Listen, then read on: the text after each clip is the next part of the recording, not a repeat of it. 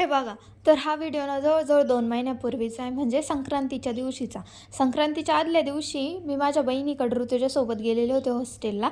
तर तिकडं नेताना आम्हाला इतका पाऊस लागलेला होता आणि अंधार पण खूप पडलेला होता. त्याच्यामुळे मला ऋतुजाच्या घरी थांबायला लागलं होतं. आणि त्याच्या दुसऱ्या दिवशीचा तर मी हा एडिट पण करून ठेवलेला होता आणि मी पण पोस्ट करायचा विसरलेले होते. तर तो आज मला सगळं डिलीट करता भेटला. तर मग म्हटलं पोस्ट करून टाकूया. एडिट केली आहे, एवढा मेहनत घातली, तर मग म्हटलं कशाला वाया घालवावा.